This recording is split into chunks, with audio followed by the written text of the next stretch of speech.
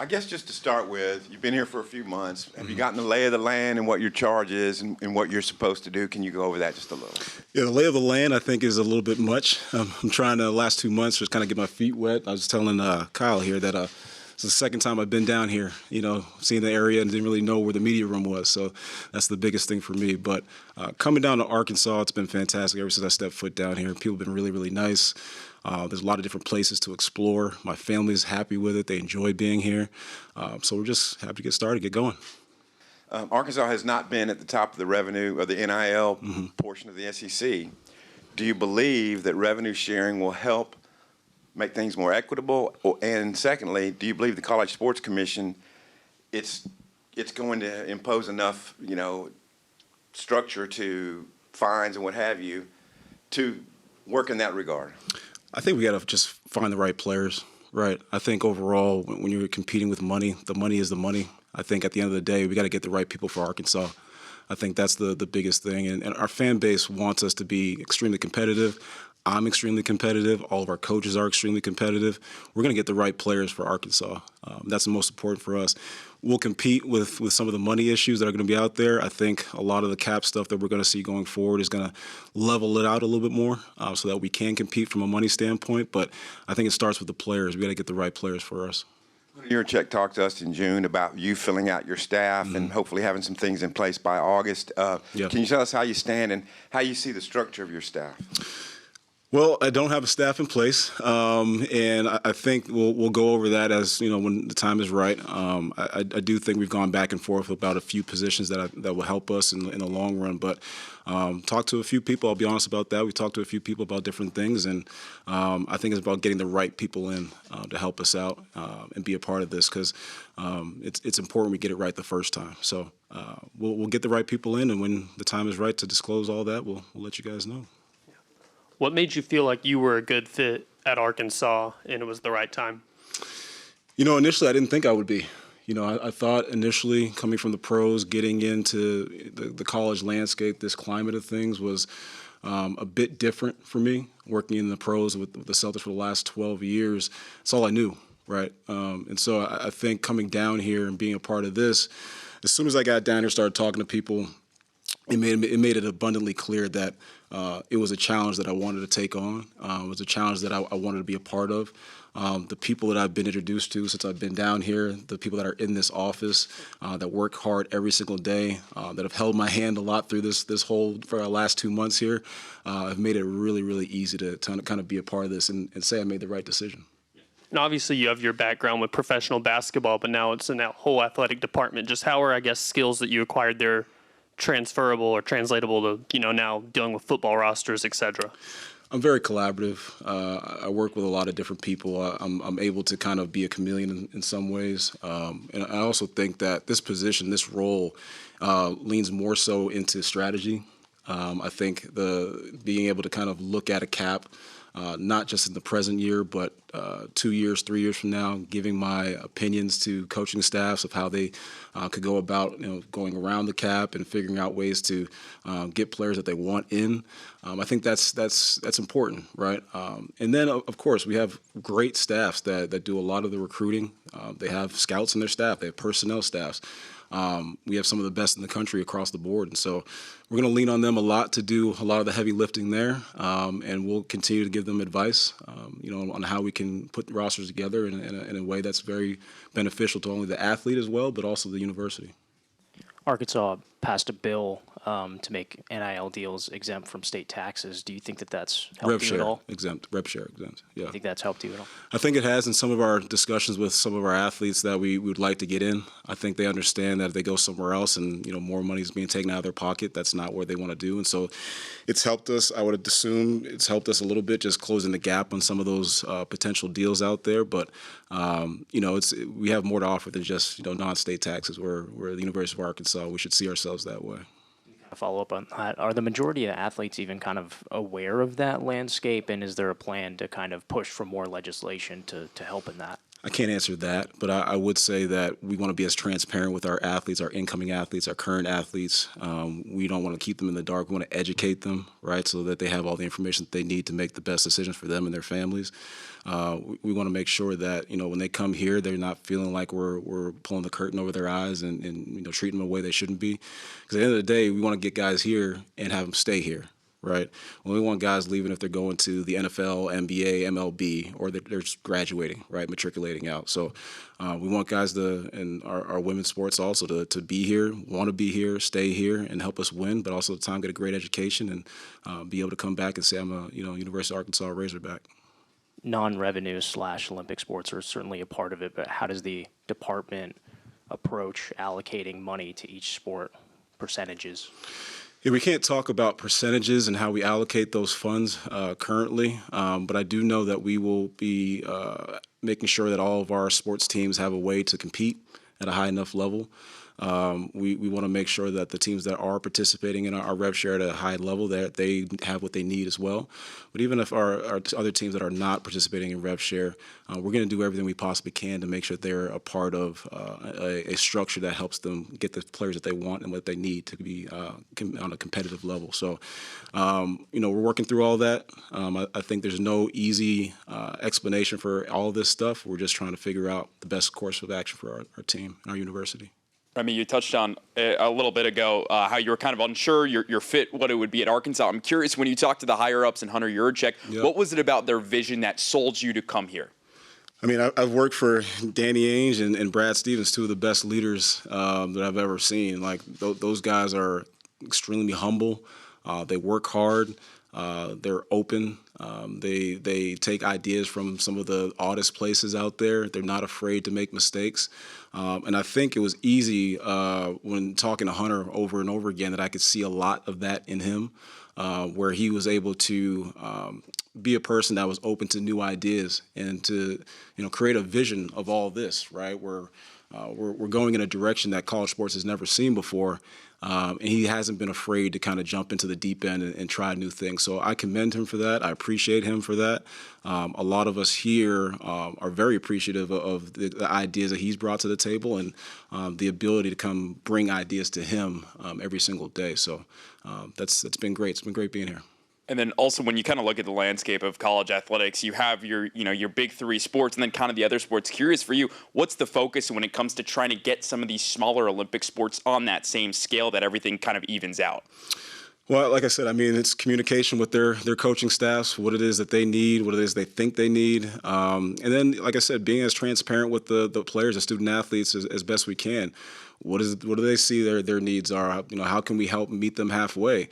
And if we can't do something, we just can't do something. I'm not afraid to say, no, we can't do this. We can't do that. But I do think being as transparent so that somebody can make the right decision for themselves and their families is important.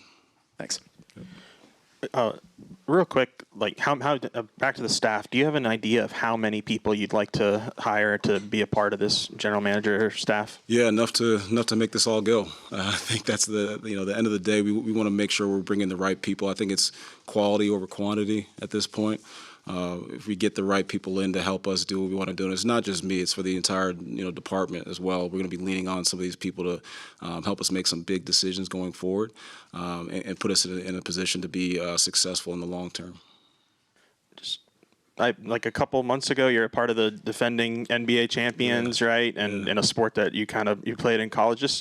You talked a little bit about the competitive nature and the challenge, but just why? Like, what made you want to make this jump and come here? Yeah, I mean, the challenge, I always say that, right? It was just a new challenge that I needed. I mean, you go into that building every single day, and you're grateful to be there, right? I mean, you see all the banners and stuff. We don't hang division banners up there, conference championship banners. We hang NBA championship banners. And you see the wide open banner every single day with just a blank banner for the next one to come along. And the people there, more than anything, I'll continue to miss and appreciate. I'll lean on all those guys. Obviously, they went through the draft last night. But when I looked at it, I said, you know what? I could continue to do this and kind of just be on the straight every single year. Summer league, preseason, 82-game season, trade deadline, right? Draft, free agency. Let's run it back again. Let's run it back again. Let's run it back again. I wanted to kind of get off that hamster wheel, try something different, where every single day I'm being forced to kind of step away from my comfort zone, try new things, meet new people, and then just kind of be solution based. You know, a lot more often than we were in Boston. And in Boston, we were, I mean, we had a lot of smart people in the building. They still do. They have a lot of smart people. And what's going to happen, continue to happen, is that they're going to continue to churn out new talent every single year. And I just felt like, you know, why not get out where I can and try and help someone else, and can I take on a new challenge that makes more sense at the time? I know this might be a difficult question, but like the percentage or what you think about your own role, how much of it is maybe scouting, evaluation, just conversation? Like, how do you kind of define your role right now and what you do on maybe a day-to-day basis? I think it's just like pick up the pieces where things need to be picked up. You know, I said to Hunter, you know, just when we initially got on with this and started working and things, it's like I just want to help people out.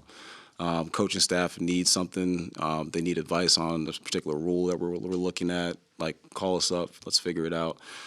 If you want to talk about roster, players, all that stuff, you need a connection to somebody that I may have. Let's figure it out. So I think in my role, it's just trying to be a connector in a lot of ways, making sure every staff has what they need from a rev share standpoint, but also is brought up to speed on the new rules that are coming through that we're all kind of learning right now. We don't have a lot of answers to, but we're trying to get ahead of it and be proactive in that space.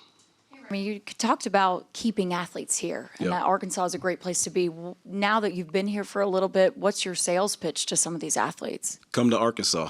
You'll figure it out once you get here. I think being in Boston, I've always been a city kid. I grew up in Boston, went to Philadelphia, went back to Boston, been there the last 14 years, and so. Just coming down here, I used to come down here to watch, Muss's pro days and things like that. And over the last 5 years, I was doing the SEC. Primarily, that was a lot of what I was doing. And you come down here, and the 10-minute drive from the airport is like cows and chickens and things like that. And so I was, I came down here with my wife, and I tried to tell her, like, have an open mind. We'll figure this thing out. But I think both of us, when we got down here, we started going out, we started meeting the people. It's a sense of you just don't want to leave. And I think there's a lot of people that live here that are coming from other places. I'm talking about like LA and Chicago and Philadelphia, all these different places, bigger cities. They come down here and they don't want to leave. And so I think that's a testament to what Arkansas is. It's not just about the big businesses that are here, which is a beautiful thing to have on top of it. It's just about the culture that's down here that's being built out. And if you're not a part of it, you're missing out. You really are. Sam talked to us about when you had just gotten hired, how beneficial it is for the coaching staff to be taken out of some tough conversations with student athletes. Can you describe how that might be beneficial for you to have those conversations, and just how good it is to have a GM role on staff? I don't mind having tough conversations. I don't think that that's a bad thing either. I think that when you want an answer to a question and it's negative, it's just what it is, right? And so I think when Sam has those conversations, we want to make sure that Sam is the good guy, coaching every single day, paying attention to his players' needs, from a football standpoint, and just keeping the money stuff out of it. I think that helps him. But again, that's his situation. Every situation is different. I think for Sam, that helps him in a lot of ways, just to be able to connect with those guys on a very personal level, and be the person he is on a day-to-day basis. Allow me to be able to have those tough conversations and say, we can't do this, we can't do that, or sometimes, deliver some good news. We can do this, we can do that. So, I think it's been positive for him, and I hope it continues to be positive. Remy, I had another question about your staff. When it comes to, Hunter was telling us you'd bring in, a football-specific guy, a basketball-specific guy. When it comes to the football-specific guy, are you looking for anything in particular? Do you want a guy that has NFL experience, a guy that has college experience? What are you looking for in that role?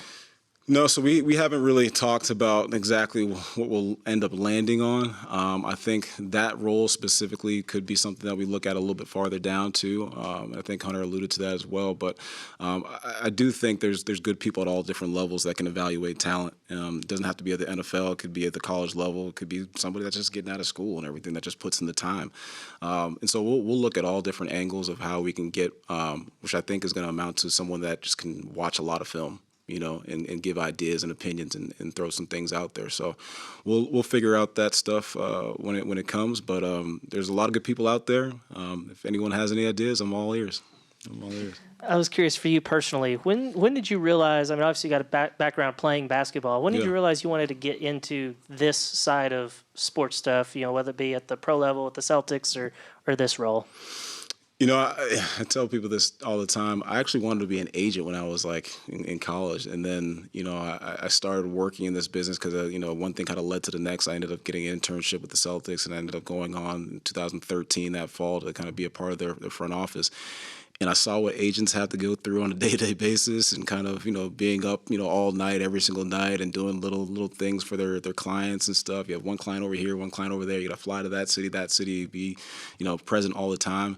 It's like I don't want to live that life and have to work on necessarily commissions and stuff. So once I got onto the sports side of things, the team side of things, it made a lot of sense to me. And I really didn't know what I wanted to do long term, and it became it for me.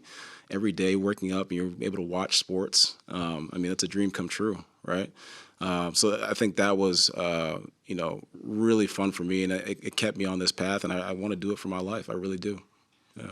Assuming you'll be talking with agents and handling negotiations, when you hit an impasse with a kid or an agent on something that they want that you just cannot do, but Sam or Cal wants the kid and has kind of put the edict out there, just get him here.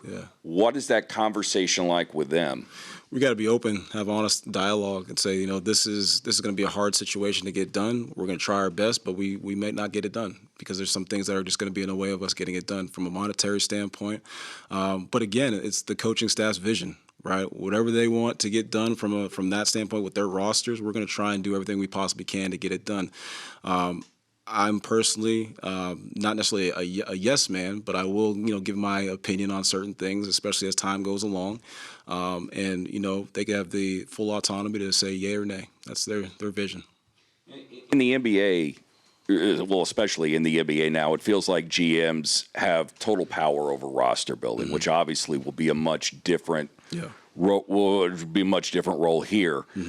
But do you see yourself having conversations, whether it's with Cal, Sam, or anybody else, if there's a dispute, if they're leaning one way or another on a kid, or if there's a dispute and money's involved, will you have any say in that at all, or is it just really 100% up to the coach? Well, my staff and everybody else that's involved in this building that's touching the rev share cap and some of the NIL responsibilities, there are restrictions that we just can't, go over. And so with that in mind, from that standpoint especially, there will be some level of pushback. But again, from a player evaluation standpoint, who they want on their rosters, that's entirely going to be their vision. And as time goes along, I hope they trust me to kind of get in the fray with that as well. But if not, that's not what this job is necessarily about. It's about the strategy behind how they're putting together their rosters and how they can go from two guys to maybe a third guy on their roster without having to put out as much money to go get them. And so it's the strategic way of doing things as opposed to just the full-on watching film and evaluating talent. What is yours and Hunter's approach to additional scholarships now with the settlement rules, to where I think you'd have to pledge $2.5 million of the $20.5 cap? Yeah. No, that's what we're doing currently. I think going forward it could change from year to year, but currently we're pledging the $2.5 million, and now that will be a part of that money pot that we have. So we're gonna make sure our student athletes have what they need, and scholarship is part of that. First things on your plate when you got here was transfer portal stuff. We're just kind of curious where the lawsuits against Madden and Desmond James currently stand. Yeah, I can't speak on those things at all right now. That it's a situation where we just can't go into detail on, but I appreciate the question. I'm curious about your relationships with Sam Pittman and Coach Cal. How would you characterize the number of times and just what your conversations with those two have been like? Yeah, Cal's a busy guy. He's always ripping and running and stuff. I mean, he was just over in OKC watching the finals and the playoffs and everything. He's constantly in and out. My son was just at his camp the last 3 days, and so it's more so just trying to get some time where he has time. That we can sit down over the summertime. I know he's been busy the entire last 9 months, and so everybody's trying to get away from it all. His coaching staff has been really open to me in a lot of different ways to have very open and honest conversations. I hope that continues going forward. And then Sam has been fantastic. I mean, Sam is, you guys know, like his personality, it radiates through a room. And so, funny guy, I could sit and talk to him for a while. I think him allowing me to come in and talk to him through some ideas has been really easy. And I think he's seen some benefit from that. And I hope it continues going forward. I know some schools have laid out there what they're going to do. We're going to devote this much percentage of revenue share to football, this to men's basketball, so on. How close can you give us to the numbers that you guys are working with? Can't. But I will say that we're going to put forth, a good effort to be competitive in all of our sports from a revenue sharing standpoint. So those numbers that are getting tossed out there, we're happy to accept them and see them from our standpoint. We're just not going to do that from University of Arkansas. Will you have, I feel like we've given you a lot of job description questions today. Will you have any say or influence on potential staff hirings, firings from the coaches? Will that be part of your job, or is it strictly a roster thing? I am working with the coaches. I am working with Hunter. I am working with everybody that's here at the university to try and make sure our teams have what they need. That type of stuff is not part of what I'm here to do. Just what's been maybe the biggest surprise coming into college athletics in this Wild West world we might be in? I mean, has there anything caught you maybe off guard the first few months? No, I mean, everybody seems to be running from the burning building that is, college sports. I'm running into it, which is, kind of what I enjoy. But it's been great. I can't. There's been no complaints. Like I said, I'm busy every single day. I talk to some really smart people and everything all day long, and we're trying to solve some big issues that are going to be seen going forward in college sports. And so I'm happy to be a part of it. And this has been really, really a good start to what I hope is a long career here. Do you have a minimum number of people that you'll need on your staff, and like a football specific and a men's basketball specific, and beyond that? No. This is mostly, like I said, this is a we're going to carry out our coaches' vision, what they want for their rosters, however way we can get the players that they want from a strategic standpoint and a rev share standpoint and a potential NIL standpoint. We're going to do that because we want to be as competitive as we possibly can going forward, and that's just the way that things are built right now for sure. Two more. We've already seen some schools eliminate some sports. Is that something that you've heard any conversation about since you've been here? That's not a part of what my job will entail. Understanding that, I'll certainly, communicate stuff with Hunter, and he'll communicate back with myself and everybody else on staff if any of those things ever come to fruition. But we haven't had those discussions at all. You mentioned the burning building that college sports is, and people running out of it. And one of the reasons coaches are running out of it is because the transfer portal. Kids can just come and go as they please. Yeah.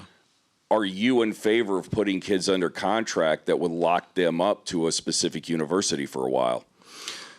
If they want to be here, yeah, for sure. I think it's when you enter a contract with someone, it's not to bind them. It's to make sure that they feel comfortable just as you're feeling comfortable. It's almost like a marriage, right? You want to make sure that they're as happy as you are with the situation, right? And if it's a situation where they're just not comfortable and they're here because their contract says they have to be here, that's not the kind of people that we want. And so, if we get players in the portal, our coaching staffs have done a fantastic job of vetting them for people that we want to have here at the university, first and foremost, and that want to be here. That's the biggest thing. So contracts are what they are and what they will be. We'll talk about those in between us and the specific player, but overall, we're going to make sure we get the right people for the university. Thanks, Remy. Appreciate it. Thank you, guys. Appreciate it.